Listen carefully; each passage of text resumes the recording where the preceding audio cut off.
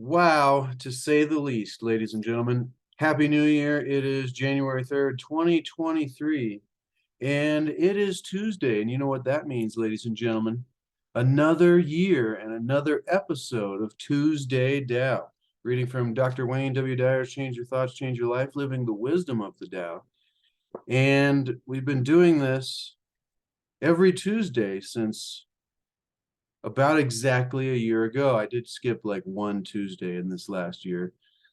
But that was from the 10th, 11th, or 12th verse of the Tao Te Ching all the way to where we are today, looking at the 59th verse of the Tao Te Ching, and it's titled Living by Thrift and Moderation. So how moderation can be a good thing and something that can have an effect in improving the quality of our lives, ladies and gentlemen. But before I dive into this wonderful edition of the Wisdom of the Tao, Tuesday Tao, do the Tao now, ladies and gentlemen, which we'll have at the end of this lesson here today. But I was just looking back at my channel and this series in particular, because, it's the new year and it's interesting to glance back at what you've done in the past. And so I found that this series, the first video of it began in April of 2020. Like, it's almost been 3 years since then, ladies and gentlemen. That's quite a little bit of time. Some would say that's no time at all, and some would say that's forever. But, 3 years almost on this series.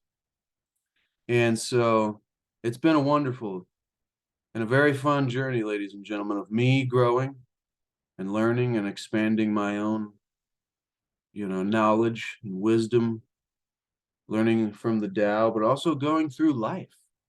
And then having these little check-in points here with myself, with Dr. Wayne Dyer, with Lao-tzu, but with you as well, ladies and gentlemen. So I hope you've really enjoyed the journey, and I appreciate you so much. I want to say a big thank you, a very big, sincere thank you, ladies and gentlemen, for those of you that have been along the journey with me and have been here and have supported and subscribed and commented and made your voice heard, or made your presence known, or maybe just learned a simple something. But I really do appreciate you taking time out of your life to spend here with me. And so without further ado, let's dive right into the lesson of the day and the wisdom of the Tao Te Ching, ladies and gentlemen.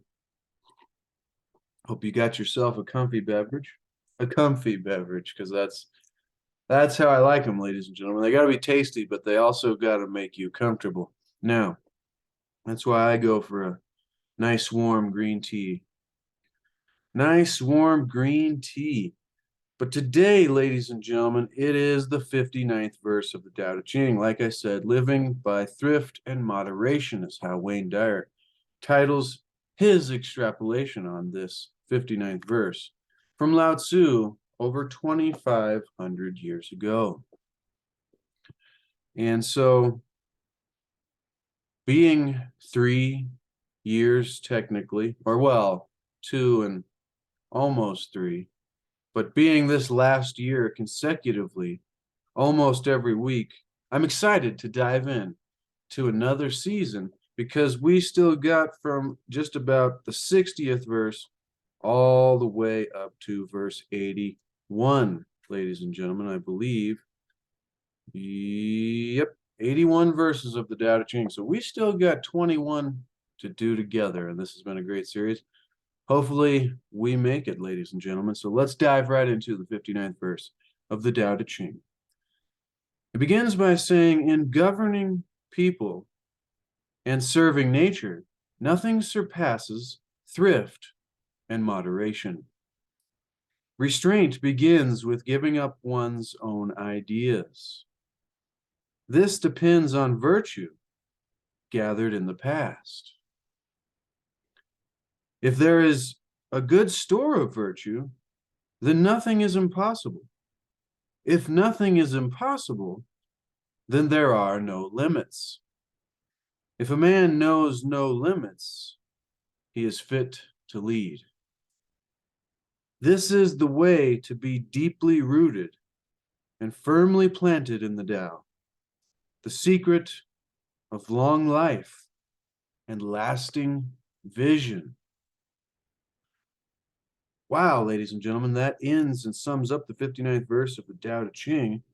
But before we dive into what Wayne has to say about this verse and has to teach us here today about the wisdom of the Tao, it's fascinating, these verses. They're always powerful and simple at the same time. So in governing people, when you're trying to, this is the first couple lines here where it says, in governing people and serving nature. So when you're trying to govern people or lead people, think about it if you're in a leadership role in a workplace or in a educational place or wherever it be, ladies and gentlemen, even up to the highest levels of government itself. When doing these things, and also including serving nature. So what examples of serving nature are there, ladies and gentlemen? To me, that's tending to and taking care of and being a steward or a keeper of the earth and nature itself. And so Lao-tzu from 2,500 years ago is saying to us today here that when you're doing these things, which are of high importance in the world and in life, nothing surpasses thrift and moderation. How do you think of thrift, ladies and gentlemen? Most people think of thrift as the thrift store. No, I'm kidding. But maybe that's what pops to your head. And so, spending less money, pretty much. But it could be taken differently. And moderation. So not overindulging or doing too much. Thrift and moderation. These could be good lessons for us going forward into this new year. But I think it's fascinating that he puts those two things in the context of governing or leading people and at the same time on how to serve nature. Is that nothing surpasses thrift and moderation. So restraint, this thrift and this moderation begins with giving up, it says, one's own ideas. Maybe so much of your material desires or some of the things that you think should be one way that are a different way. But he says the ability, this restraint with giving up one's own ideas, this ability depends on virtue that is gathered up in the past. So it's from things that you've already done leading up till now. If there is a good store or you've gathered up a good amount of virtue throughout your practice and your time, if you're just beginning now, thank you for joining us, because it's important to realize about these spiritual, psychological, mystical, philosophical philosophies, ladies and gentlemen. But it's important to realize about these that it is a practice. And that once you learn, you must begin. And then over time, the abilities are created. And so if you're just beginning, now's the time, ladies and gentlemen. There's never been a better time to start practicing the now, learning. So if there's a good store of virtue, then nothing is impossible, it says. Well, what is virtue? That's been described in another verse of the Tao Te Ching. And so because if nothing is impossible, there are no limits. And if a man or, quote, man or woman knows no limits, then he is fit to lead. So we must become unlimited, ladies and gentlemen. And then he finishes the verse by saying, this is the way to be deeply rooted and firmly planted in the Tao and the secret of long life and lasting vision. Those of us out there that are interested in mystical tales have heard those of individuals like Gilgamesh seeking immortality. And this journey, the hero's journey, ladies and gentlemen, that's played out to us in all great storylines, and how the hero goes through the struggles to reach, the ultimate glory. And traditionally, this hero's journey was to reach immortality. And so it's very fascinating that Lao-tzu decides to include that last bit there. This is the way to be deeply rooted and firmly planted in the Tao, the secret of long life and lasting vision. He may not be talking about immortality, but he may be talking about a way of living that allows for a higher quality of life, less stress, less struggle, less striving, more arriving, more allowing, and more peace that will lead to more health and greater capacity and an extended life and longer vision. Vision may be meaning the ability to really think, ladies and gentlemen. Now, with that all said, let's dive right into what Wayne Dyer has to teach us here about this lesson that comes to us from 2,500 years ago, which still is applicable today in our 2023 life in this modern world, ladies and gentlemen, living by thrift and moderation. Wayne Dyer begins, quote, "There are four words that crop up repeatedly in many of the translations of this passage of the Tao Te Ching: restraint, frugality, moderation, and thrift." I'll say those once more because those seem to be the theme, ladies and gentlemen. Restraint, frugality, moderation, and thrift. So here, Lao-tzu is advising you to examine the way you look at these qualities in relation to your supervisory and parenting roles. I also am going to add the serving nature there.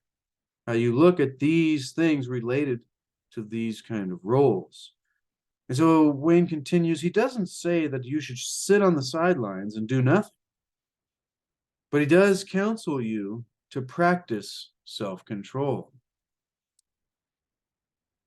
When you cultivate a style of leadership that creates, quote, a good store of virtue, then nothing is impossible.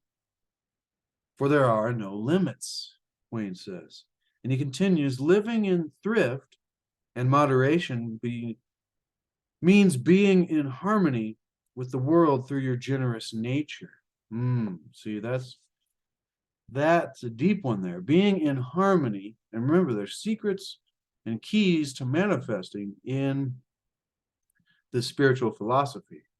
So if you're trying to create something in your life, and you're wondering maybe why sometimes it's not going the way you want it to go, well, there are things that can block, that are a blockage of the flow of our creative ability, because we're connected with the Tao or God or whatever you want to call it, ladies and gentlemen. I like the Force sometimes, but I think not everybody gets where I'm going with that one. So, but this key here is being in harmony with the world through your generation. So living in thrift and moderation means that, means the ability to be in harmony with the world through your generosity, through giving instead of hoarding and keeping. Rather than continually prodding, directing, giving others, setting down rules, and demanding obedience, it's important to be a leader who accumulates a warehouse full of virtue by living in accordance with the Tao. Now, I always take these metaphorically to apply to my own life because I am somebody who's not so often in a leadership position, because those are the directions that I've chosen in my journey. Some of you out there may be in a leadership position all the time, whether it be a parent, a role model, or a boss, or a teacher, or whatever it be.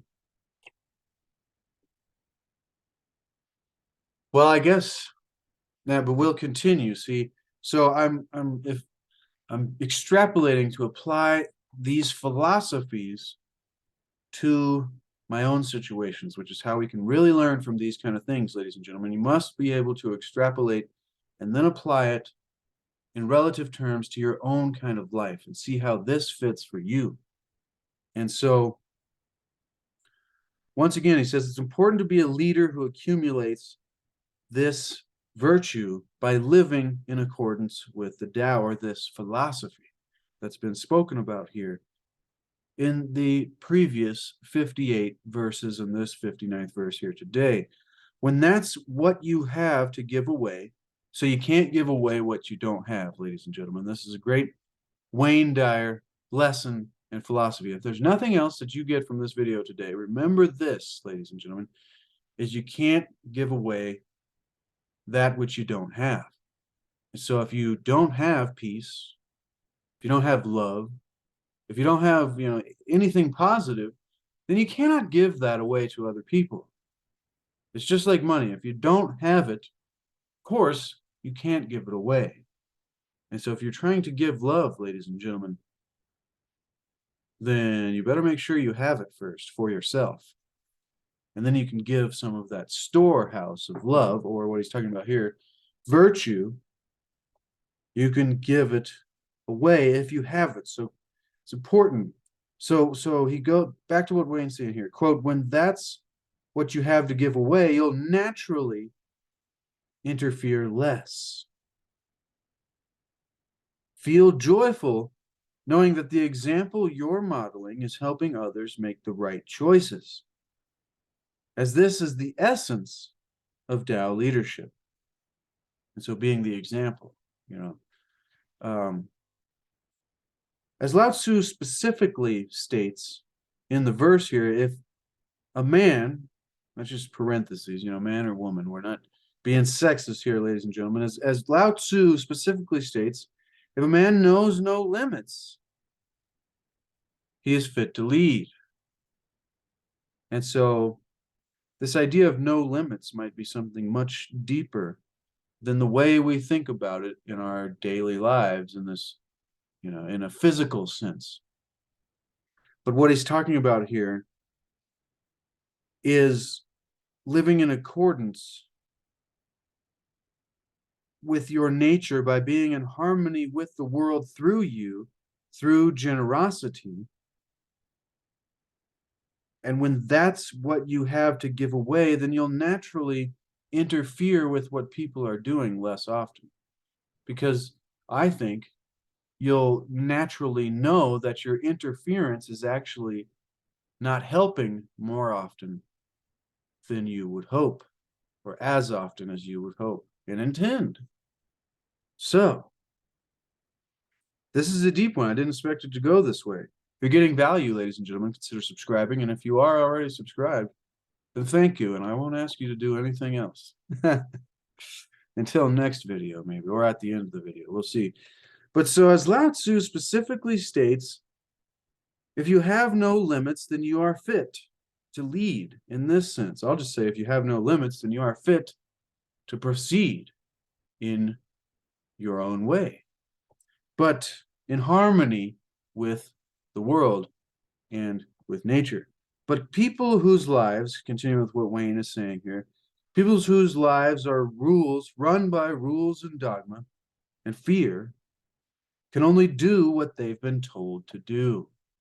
And so it's important, ladies and gentlemen, if there's any aspect of your life where you're living controlled by others, by rules, fear, and dogma, ideas that just haven't been questioned in a long time, because you just don't question things, ladies and gentlemen, then begin to think twice, because if you really want to feel free in yourself,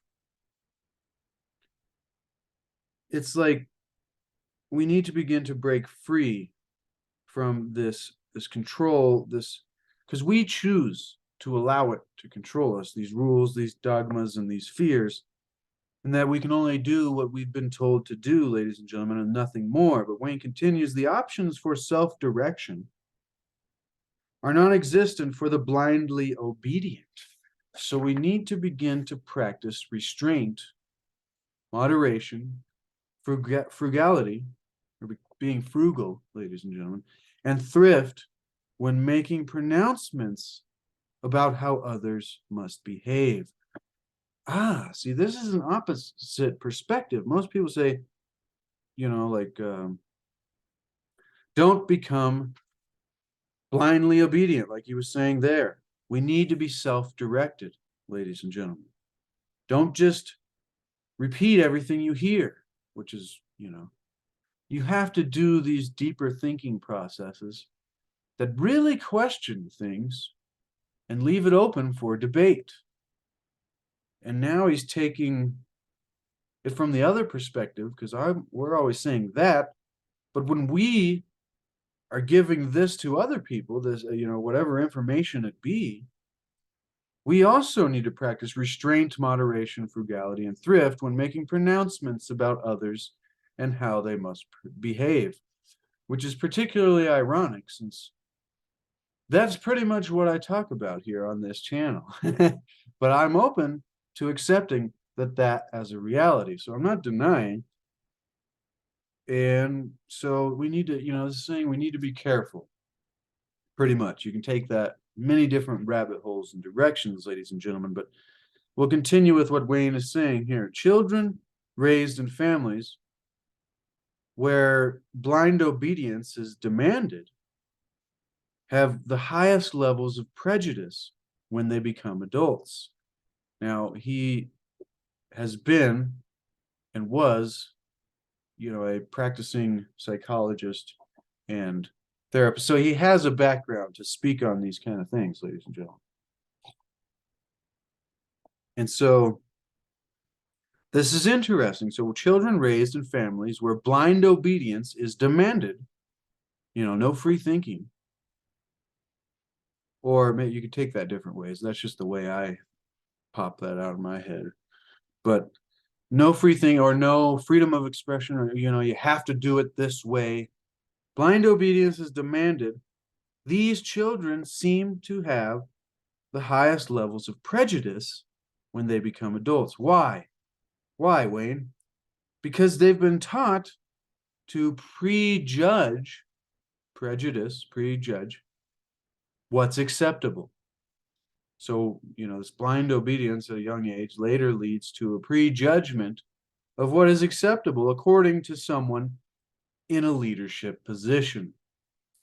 So, if you're somebody who's been free for some time in your life, or you freed yourself from these erroneous cycles that is very natural, no judgments, like I'm saying, no prejudgments here. We're just saying you can be freed from these positions to where what's acceptable is only what was according to someone in a position of leadership told you, because that's not the way reality works, ladies and gentlemen. That doesn't mean we don't have respect and honor for those of us who are in, certain different positions. I mean, that can go multiple ways because it depends what level you're at, ladies and gentlemen, but without going on a rabbit trail there, according to someone this is why it's so vital to give your kids an example of leadership that encourages them to make choices based on higher standards. He says, I have a gift from my daughter, Sage, that I've placed on my desk, which I've titled, Nothing is Impossible. It's a green plant growing out of a rock. There's no dirt or earth, only hard rock. Yet it thrives despite what all of us have been taught to believe. Deep one, when Sage gave this to me, she remarked that it reminded her of me because I've always said, this is Wayne speaking, he's always said that I refuse to believe in anything being impossible. I refuse to believe in anything being impossible, ladies and gentlemen. That's a powerful place to come from. He continues, my plant helps me remember that nature knows no limits. We are a part of that nature, ladies and gentlemen, and that I am as much a part of that nature as both the rock and the greenery growing within that hard stone. I like that a little bit. That's really good. His stories are always wonderful. So he says here, Lao-tzu reminds you that if, quote, nothing is impossible, then there are no limits. If nothing is impossible, ladies and gentlemen, then there are no limits to what we can do.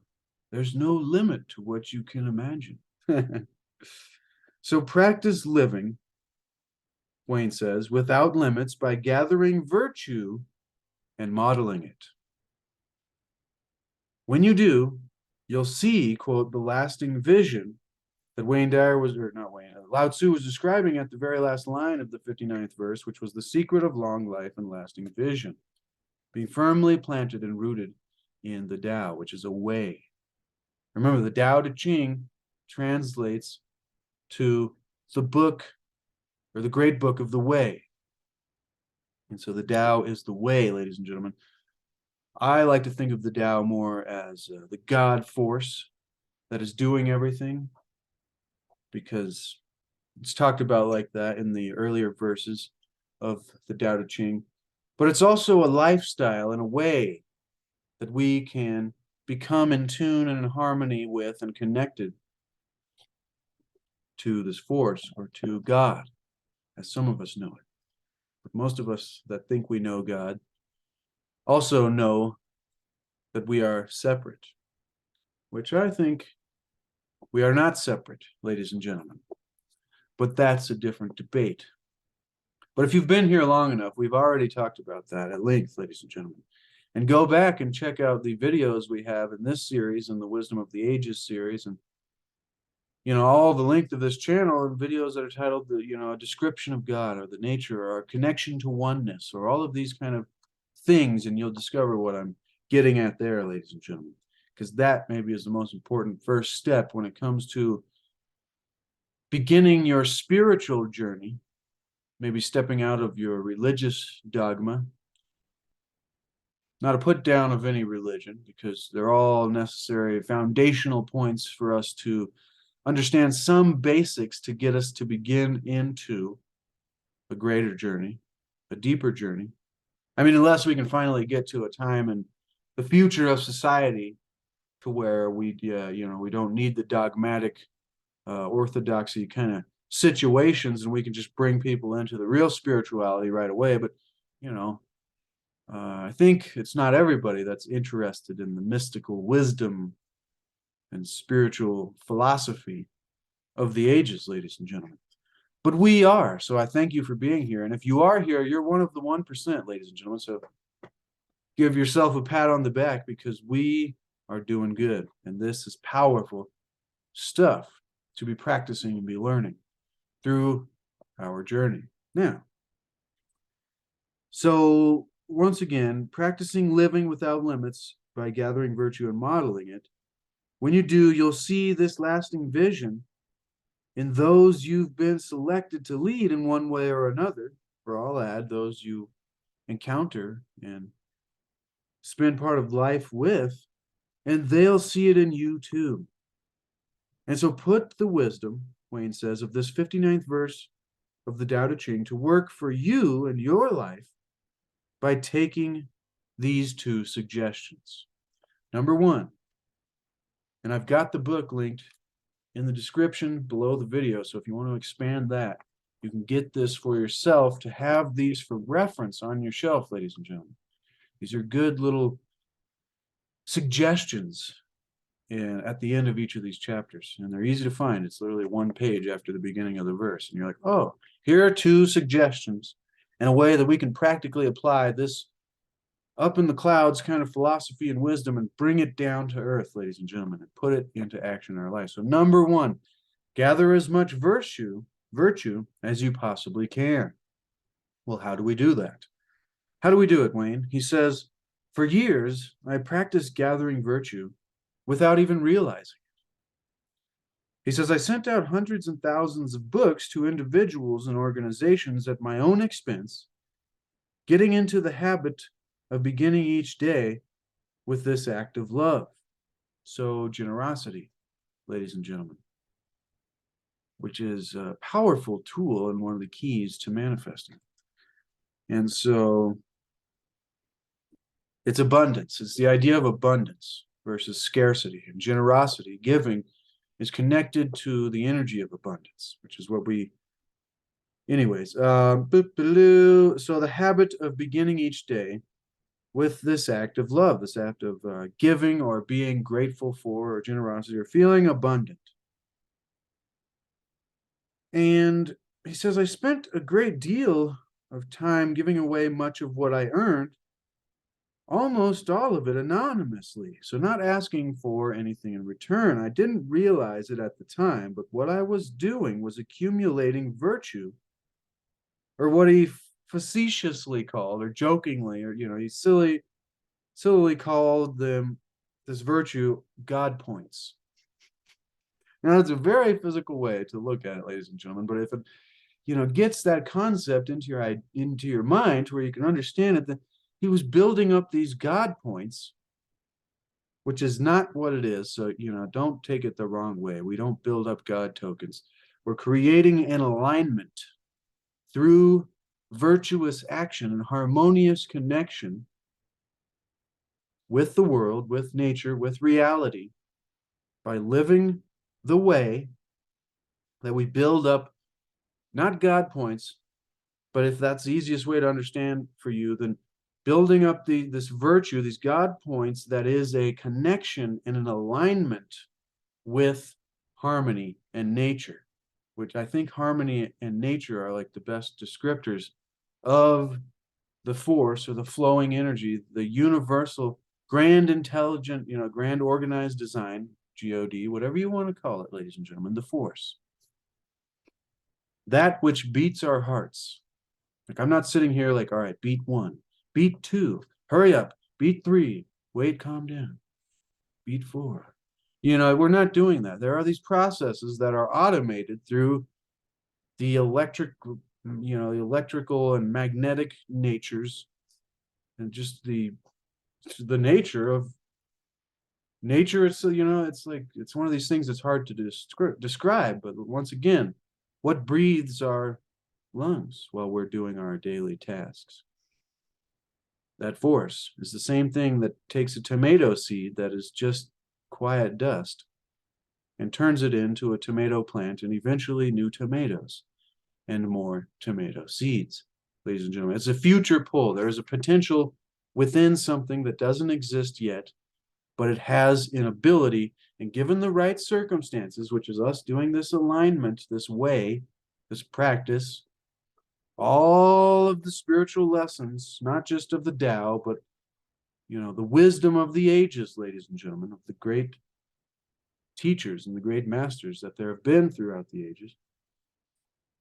We are doing this process of creating a future pull, a potential, an ability for us to create a much higher quality of life and experience a much higher quality of life, and have the ability to be in connection and experience and know. Because most people, you can believe about things, but not everybody knows. And the difference between believing and knowing is conscious contact, ladies and gentlemen. You've actually experienced it consciously, and you've had that contact, that conscious contact, the experience, and then you don't just wonder or think about. And so there are those who do know God, ladies and gentlemen, and there are those who do know that we have the ability to manifest. They don't just believe it because they've done it. I know that we can create a reality that we want or that we don't want. So we have to be careful with our thoughts. The secret of the universe, ladies and gentlemen, your thoughts expand, and we become, the world becomes what we think about. So be careful with where you spend your time thinking, focusing, where you spend your time on. Now, sorry, that was the ultimate ramble, ladies and gentlemen, because Wayne Dyer mentioned God points. So I was like, wait a minute, don't want to mess people up here. God points is not exactly what we're talking about, but it's a simple way to describe accidentally building up this virtue, accumulating this virtue, this alignment with, future potential. So it's like giving a tomato seed the right soil, the right, everything it needs in circumstance to grow. But as we heard in the earlier story, that nothing is impossible because Dr. Wayne Dyer's daughter gave him this beautiful green plant growing out of only hard rock, yet it thrived. And so there are examples that nothing is impossible, ladies and gentlemen. We need to believe that. I truly have no idea what I'm going to title this video. I'm like, every time I do one of these, there's like 17 subjects that are just so powerful. And I'm like, my title would have to be a paragraph long. But gather as much virtue as you possibly can by being generous and grateful. And continuing with this number one suggestion here, he says, I then found that not all of my life was to be peaks and mountaintops, because we all go through times of struggle, ladies and gentlemen. It's just part of the journey. It's necessary. He says, yet when I succeeded in getting out of from under what felt like a mountain, I was virtually unscathed. This is because I was so deeply rooted and firmly planted in the way, in the Tao, that my original vision was to be a lasting one, impervious to external circumstances. So we need to begin to create a vision for ourselves, ladies and gentlemen. Number two here, a suggestion on how we can apply the wisdom of this 59th verse of the Tao Te Ching into our lives in the modern world. Practice moderating your ego. So change the way, Wayne says, you look at your life. Remember, that's what this whole book is about. Change your thoughts, change your life. Change the way that you look at things, and the things you look at change. And it's not like they magically appear into something else. That takes a lot longer time. And then you won't think it was magic because it took so long. But the point is, when you change the way that you look at things, it's not that they change into a different thing, but the way that you experience exactly what it was is different now. So the easiest example is a red light, red stoplight. Some people can be frustrated by getting a red light. But when you change the way you look at a red light, ladies and gentlemen, the red light changes. That's a good one. I mean that it changes because you're not so angry about the light anymore. And by the time you realize that, it's back to green and it's time to go. So we're almost to the end here, ladies and gentlemen. Hang on. If you've been hanging on, I love you and appreciate you. Smash the like button because that'll push this video up in the algorithm to more people that are like-minded and need to hear this. And maybe we can help just somebody find more peace in their life by finding the way. But so change the way you look at your life by moderating your ego. See yourself, Wayne says, as a being who gives rather than collects, and live on what you need rather than practicing conspicuous consumption. You'll begin to see that your purpose has more to do with Tao consciousness than ego directives. So when you moderate your demands and use only what you and your family require, you'll gather virtue by serving rather than accumulating. Lao-tzu reminds you that this is, quote, the secret of long life and lasting vision. William Shakespeare described this more than 2,000 years after Lao-tzu's passing in his play, the third part of Henry VI. Quote, my crown is in my heart, not on my head, not decked with diamonds and Indian stones, nor to be seen. My crown is called content, a crown that is a crown it is that seldom kings enjoy. I was almost going to adjust it there, a crown that is seldom enjoyed by kings. This crown that is called content, not to be seen, it is in your heart, not on your head, and it is not decked with diamonds or Indian stones.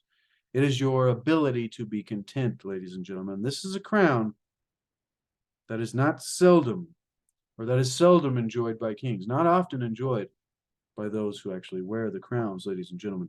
So we come to the way that each of these chapters end. Do the Tao now, a recommendation of how we can do this. Do the way in your life today, ladies and gentlemen, on Tuesday Tao. Wayne says, make a commitment to gather 5 God points today. I can't believe he put it that way, but okay. Make a commitment to gather 5 God points today and imagine how the divine source of all 10,000 things, so that's the oneness that the Tao is, or this divine source, God, the divine source of all the 10,000 things, so all of everything operating in reality must be operating in order to maintain the cycles, the creation cycles of life. And then what you want to do after you realize all of that stuff, that might take a year of study for somebody to realize that the divine source of all of creation and everything we see in the physical world that we think of as separate is actually one, must be operating in order to maintain the creation cycles of life. So what is breathing our lungs and beating our hearts and growing the tomato plants, ladies and gentlemen. Now, and do 5 things. Now, once you know all that, which is a great lesson in its own, but do 5 things that match up to it. So pick up a piece of someone else's trash, very simply put, which is an example of excess. Anonymously give a gift to someone in need, or perform any other actions that help you accumulate virtue in alignment with harmony in nature and remain deeply rooted in the Tao, in the way, and in divine source, ladies and gentlemen. And that's a boom to knowledge, ladies and gentlemen. That was a boom to the 59th verse of the Tao Te Ching, and a boom to a new year of Tuesday Tao. And tomorrow, Wednesday Wisdom, ladies and gentlemen. But next week on Tuesday Tao, we'll be looking at living with immunity to evil. Interesting. Very fascinating, ladies and gentlemen. That ought to be a good one. That ought to be a good one, ladies and gentlemen. So I'll leave it there. There was a lot of deep subjects in that one, which, like I said earlier, I have no idea how I'm going to title this video. So deep were these subjects, but I love and appreciate all of you that spend time here with me, ladies and gentlemen. And remember to seek to achieve. So like seek it out to finally achieve. You know, you didn't just find it. You like worked on it and then achieved. Seek to achieve and maintain happiness. Maintenance. So continuing to work on this ability. Maintain happiness through enlightenment, through a greater awareness and a greater understanding of reality, and of the nature of reality in the world we find ourselves in, ladies and gentlemen. So seek to achieve and maintain happiness through enlightenment, easy for me to say. Also, seek to discover the hidden wisdom of the ages, ladies and gentlemen, because there is just that. There is a wisdom that we can unlock that can highly increase and change the quality of our life to a much greater quality, ladies and gentlemen. And the final thing that we always need to keep in mind is begin to make happiness the way. There is no way to happiness. Happiness is the way. And so we need to begin to practice bringing it to life and making it the activity that we're bringing to life. And then, you know, what we've been telling ourselves for so long, oh, I'll finally be happy when I get there, out there, and not here now. That becomes irrelevant because we are happy here now. We can bring it to our journey, and then the entire journey is wonderful, ladies and gentlemen. So once again, thank you so much. I love and appreciate everybody who spends time here with me and Dr. Wayne Dyer and Lao-tzu from 2,500 years ago, and all the wonderful authors and poets that were on the Wisdom of the Ages series, which is on my channel in my playlist, so be sure to check that out. That was a great book that was also by Dr. Wayne Dyer that we went through learning every lesson a bunch of, I think it was like 56 great authors and poets and spiritual teachers and mystical gurus and, tons of great people full of the wisdom of the ages, ladies and gentlemen. So be sure to check that out, as well as expand the description below the video and get yourself a copy of this book for your shelf. I've linked to Amazon there below, as well as my landscape paintings if you want one of those. But until next time, ladies and gentlemen, begin to be the example of what was described here today, this ability to live in harmony with your nature and with the Tao, being rooted in the Tao through an idea of thrift, moderation, but then generosity and abundance. All right, love you, ladies and gentlemen. I'll see you tomorrow on a continued episode of the series of Wednesday Wisdom and researching the lost wisdom of the pharaohs and the Hermetica, ladies and gentlemen, because that's been a fun one going through the history of that. All right, love you. I'll see you tomorrow and in the future.